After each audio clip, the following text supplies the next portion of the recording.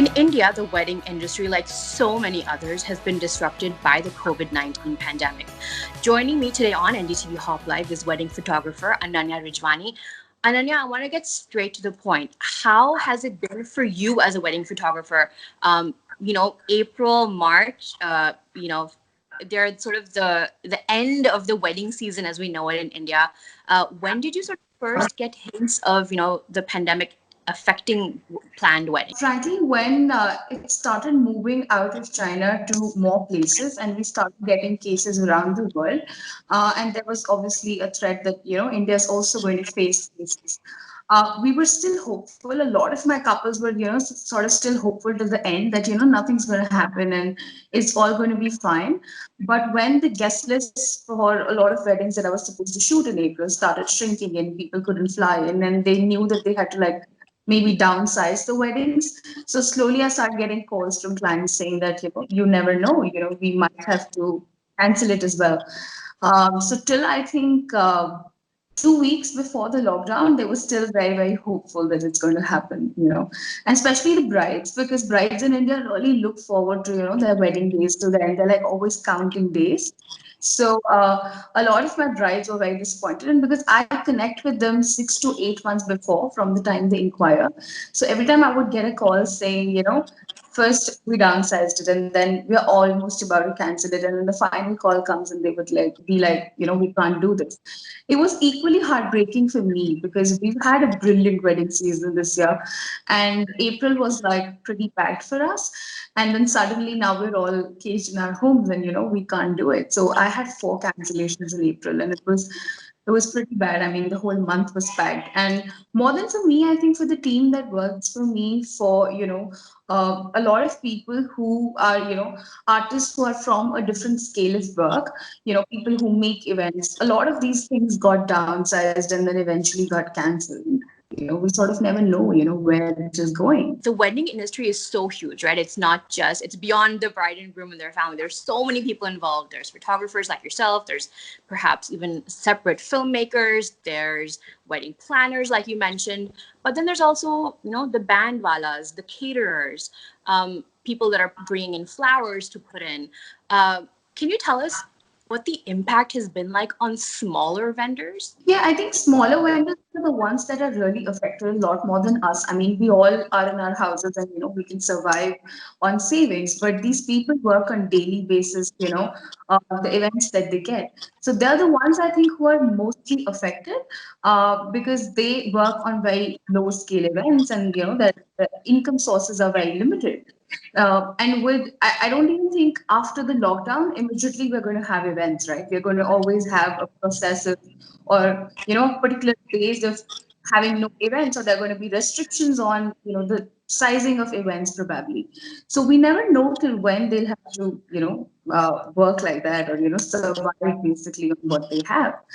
So I think the most affected are, those low scale artists. When you have people that are, struggling day to day, they're planning their meals based on the earning of that day. What can the industry do to support people like that? And are they doing anything right now? Yes, so a wedding photographer duo, from Story Monk, Kailash and Shilpi, they're doing a lot in feeding people on everyday basis. And Shubha Mudgalji, the famous singer, she's organized, a campaign which is called ADAA, which is Assistance for Disaster Affected Artists. So a lot of people, from these bigger performances and events that are not happening are affected. Small scale people who are into tenting and who are into catering and all of that, just like you mentioned. So a lot of these people will be getting that fund from there. They have a 35 lakhs goal and they've already met almost 22 lakhs out of it.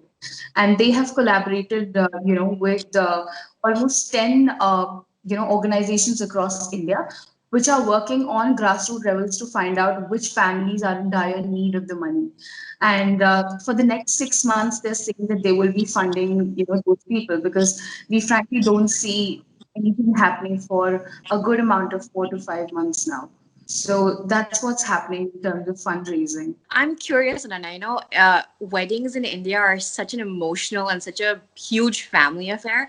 Have you been in touch with any of the couples who've had their weddings either postponed or canceled, and what's it been like for them? It's very hard, like my brides, I've been in touch with them, and the other day, I think almost at midnight, I get a text message saying, you would have been shooting my Sangeet right now, because it was the day I was supposed to shoot it.